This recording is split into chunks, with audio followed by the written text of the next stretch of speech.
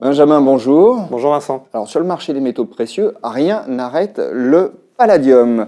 Ce métal a vu ses cours s'apprécier de 1000% depuis 2004, de 550% sur 10 ans, de 70% sur un an. Bref, rien ne stoppe le palladium. Est-ce que ça peut continuer comme ça encore longtemps? Alors on peut se demander effectivement quand on voit des performances pareilles, Vincent, si on est dans un marché de bulles ou pas. Alors petit rappel, juste pour cadrer le débat, le marché du palladium est un marché d'à peu près 320 à 350 tonnes par an, donc c'est un petit marché.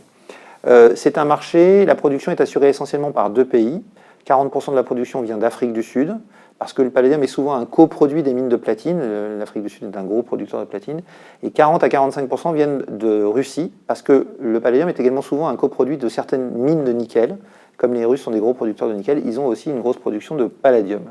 La production est contrainte, parce que d'abord les mines de platine sont sous contrainte en ce moment, donc on développe peu ce secteur-là, et on n'a pas fait là non plus, comme pour l'or, de grandes découvertes depuis très longtemps. Donc on a une production qui est sous contrainte, on n'arrive pas à l'augmenter.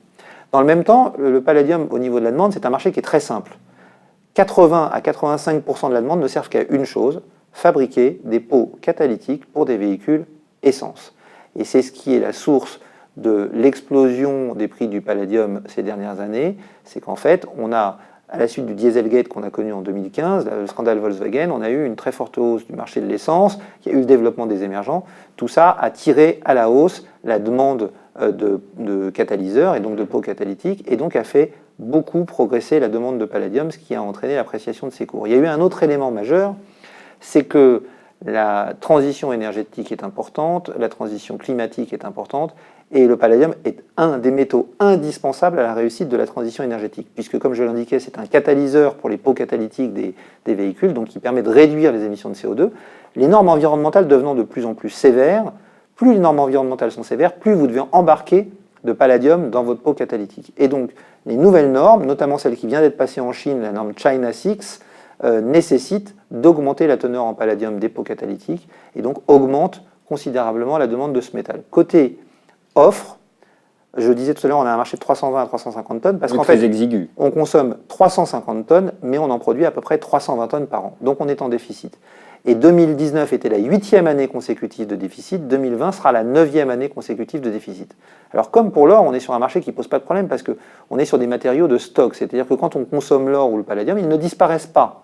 Donc on peut à un moment mobiliser un stock. Le problème sur le palladium, c'est que le stock, il y en a beaucoup moins, et il était entre un nombre de mains beaucoup plus restreint, et notamment beaucoup dans les mains d'un acteur qui s'appelle le Gokran, qui n'est pas un acteur connu du grand public, mais qui se trouve être un fonds souverain russe qui travaille pour le compte du gouvernement russe à gérer les matières premières précieuses, or, argent, platine, palladium et diamant, et qui avait des réserves de palladium parce que pendant la guerre froide, les Russes ont travaillé sur une énergie infinie et pas chère, qui est la fusion nucléaire à froid. Il y a eu une seule expérience de fusion nucléaire à froid réussie, documentée, qui utilisait du palladium. Donc le Gokran avait fait des gros stocks.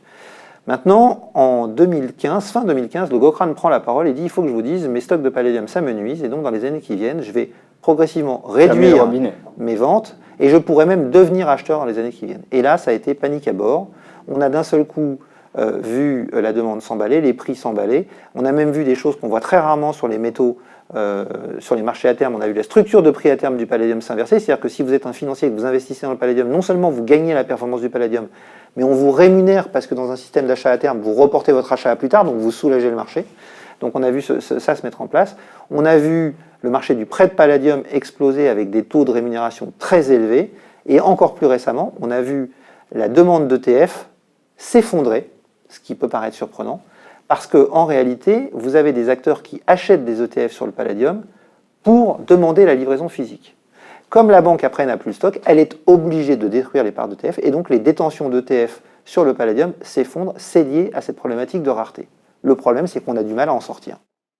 Alors, on a bien compris la mécanique, vous nous l'avez expliqué limpidement. Quand on souhaite profiter de cette appréciation, de cette envolée des cours du palladium, on fait comment quand on est un particulier? Alors, il y a plusieurs solutions. Vous avez des fonds, des ETF pardon, qui permettent de s'exposer au palladium uniquement, mais il faut savoir que c'est très volatile. Il y a un autre problème, c'est que ça n'est pas éligible à l'assurance vie. Nous, chez Ophi Asset Management, on a développé un fonds qui est un fonds dans lequel on investit dans plusieurs métaux précieux, l'or, l'argent, le platine et le palladium. Donc vous avez une part d'exposition au palladium. La diversification permet de réduire un petit peu le risque, qui a l'avantage d'être éligible à l'assurance vie. Après, aller sur les actions, c'est assez compliqué parce qu'il y a peu d'acteurs, ce qu'on appelle des pure players, donc des compagnies minières qui ne font que du palladium. Un gros producteur de palladium, par exemple, c'est Norilsk Nickel, mais qui est aussi un gros producteur de nickel. Donc vous n'êtes pas que sur le palladium. Donc c'est une thématique qui n'est pas facile à jouer. Soit ça se joue par un ETF qui n'est pas éligible à l'assurance vie et qui est très volatile, donc il faut faire attention à ça. Il faut aussi faire attention à savoir si le produit est couvert contre le risque de change ou pas. Nous, chez Ophi Asset Management, on a une part d'exposition dans un de nos fonds, effectivement, sur les métaux précieux. Bon, en tout cas, on surveillera l'évolution des cours du palladium et cette fièvre en faveur de ce métal. Benjamin, merci. Merci à vous, Vincent.